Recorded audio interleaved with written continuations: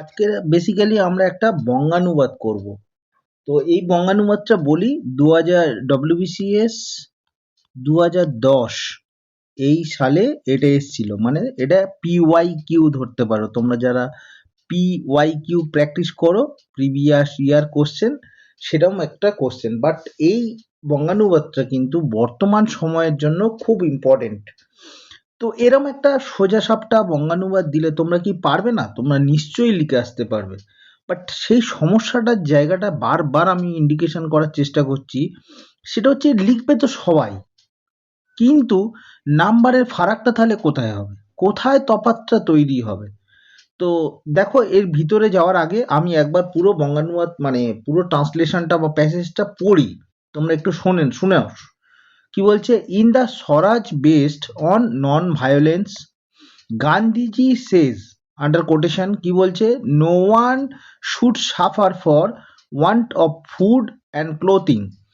They should be freely available to all as God's air and water are. Everyone from the king to the poorest citizen must prosper. Nobody is anybody's enemy. India is a country where all communities will live in perfect harmony. This is the India of my dream. কে বলছে? গান্ধীজি। তো দেখো, এই প্যাসেজটার মধ্যে এমন কোনো শব্দ নেই যেটার মানে উদ্ধার করা খুব কঠিন। খুব সোজাসাপটা একটা প্যাসেজ, কিন্তু এই সোজাসাপটা প্যাসেজটা একটা টাইম লিমিটের মধ্যে সুন্দরভাবে তোমাকে বঙ্গানুবাদ করতে হবে।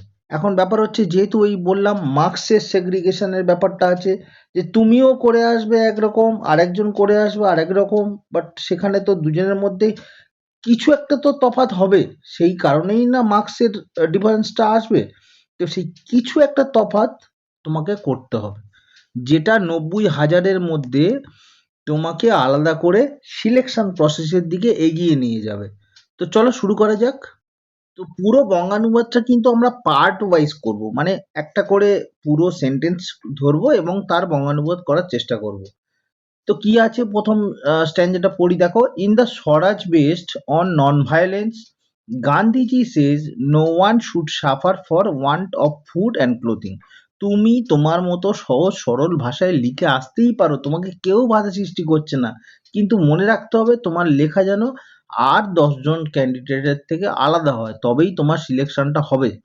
তো এটার যদি বঙ্গানুবাদ করি কেমন হবে, দেখো। অহিংসার ভিত্তির ওপর প্রতিষ্ঠিত স্বরাজ সম্পর্কে গান্ধীজি বলেন, খাদ্য বস্ত্রের অভাবে যেন কোনো ব্যক্তি দুঃখ ভোগ না করে। তুমি চাইলে এর থেকেও ভালো লিখে আসতে পারো, কোনো অসুবিধা নেই। আর যারা খুব সোজাসাপটা লিখবে ভাবছো, ধরে নাও তোমাদের সিলেকশন হবে না, সিলেকশন নট পসিবল। ভাবছো যে তুমি পুরোটা কমপ্লিট করে আসবে টাইমের মধ্যে, একটা সাদামাটা লেখা লিখে আসবে, ভেবো না। তুমি যাদের সঙ্গে কম্পিটিশন করতে চলেছো তারা শুধুমাত্র ক্লার্কশিপের প্রিপারেশন নিচ্ছে। অনেকেই আছে যারা মেন জিতে যাচ্ছে, তাদের অনেকেই আছে যারা ডব্লিউবিসিএস বা মিসলেনিয়াস এই পরীক্ষাগুলোর জন্য কিন্তু প্রিপারেশন নিয়ে আসছে বহু বছর ধরে। তো তাদের লেখার মান কিন্তু অনেক ধারে ভারে তোমার থেকে এগিয়ে থাকবে। তো মনে রেখো, ক্লার্কশিপ শুধুমাত্র 10th বেস বলে তুমি ভাবছো সোজাসাপটা লিখে এলাম আর প্রচুর প্রচুর নাম্বার ক্যারি করে যাব, অসম্ভব। তো তুমি চেষ্টা করো তোমার লেখার মধ্যে নতুনত্ব আনার, কিছু ইম্প্রোভাইজ করার, অবশ্যই নিজেকে ইমপ্রুভ করো, আদারওয়াইজ হবে না, এত টাফ কম্পিটিশনে তোমার পক্ষে সম্ভব নয়। তো চলো পরের লাইনটা দেখি। পরের লাইনটা কি বলা আছে, they should be freely available to all as God's air and water আর। এখন তুমি এই গডস ইয়ার আছে না, এখানে ভগবান, ঈশ্বর যা খুশি বলতেই পারো, কিন্তু এটাকে এত সুন্দরভাবে লেখো, ঈশ্বর প্রদত্ত বায়ু ও জলের ন্যায় এই প্রয়োজনীয় বস্তুসমূহ সকলের জন্য সমভাবে ও অবাধে প্রাপ্য হওয়া উচিত। দেখো, লাইনটা পড়ে তোমার নিজেরও ভালো লাগবে। এক্সামিনের কথা ছেড়ে দাও, তুমি যদি নিজের লেখায় নিজেই স্যাটিসফাইড হও না, সেটাই অনেক। তো চলো পরের স্ট্যান্ডাটা আবার দেখি। এই লাইনটা কি বলছে দেখো, everyone from the king to the poorest citizen must prosper. মানে রাজা থেকে আরম্ভ করে সর্বাপেক্ষা দরিদ্র নাগরিক পর্যন্ত সকলেরই সমান সমৃদ্ধি নিশ্চিত হতে হবে। সকলেরই সমান সমৃদ্ধি নিশ্চিত হতে হবে। বুঝতে পারছো লেখার মান কোথায় পৌঁছে দেওয়া যায় সম্ভব? তুমি চাইলে এর থেকেও ভালো করতে পারো, আমি বলছি না এটাই বেস্ট। তো নেক্সটটা কি বলা আছে, নোবডি ইজ এনিবডিজ এনিমি। মানে আমরা সচরাচর বলি না কেউ কারোরই শত্রু নয়।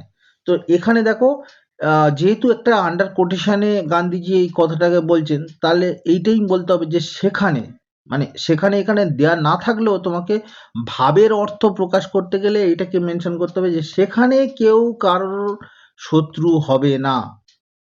মানে কোথায়, যে পৃথিবী বা যে ভারতবর্ষটাকে গান্ধীজি একটা কল্পনার জগতে বা মনের এক্সপেকটেশন গ্রো করছে, সেই জায়গায় তিনি মেনশন করছেন যে এমন একটা ভারতবর্ষ হবে সেখানে কেউ কারো শত্রু হবে না। তো নেক্সট স্ট্যান্ডার্ডটা কি বলছে দেখো, India is a country where all communities will live in perfect harmony. This is the India of my dream. This is the India of my dream. কে বলছে? গান্ধীজি। তো গান্ধীজির স্বপ্ন ছিল ভারতবর্ষকে এইরকম ভাবে রিপ্রেজেন্ট করা, বাট সেটা বর্তমান সময়ে মানে খুব কঠিন সময়ের মধ্যে দিয়ে আমরা যাচ্ছি। তো সেই জায়গায় এটা কতটা বাস্তব সে তো পরে দেখা যাবে।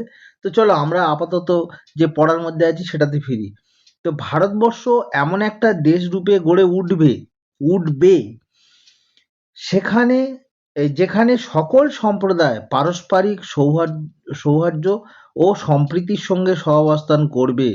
মানে সমস্ত সম্প্রদায়কে বলছে তাদের পারস্পরিক সৌহার্দ্য ও সম্প্রীতির যেন মেলবন্ধন একটা ঘটে। এইরূপ ভারতই আমার স্বপ্নের Bharat. This is the India of my dream. এইরূপ ভারতই আমার স্বপ্নের ভারত। তো ছোট্ট একটা প্যাসেজ যেটা ডব্লিউবিসিএস 2010-এ এসছিল, বাট ক্লার্কশিপ অনেক সময় ডব্লিউবিসিএসকে ফলো করে। ডব্লিউবিসিএস এর অনেক পার্ট এর আগে ক্লার্কশিপে কিন্তু কমন এসছে, এরমও দেখা গিয়েছে।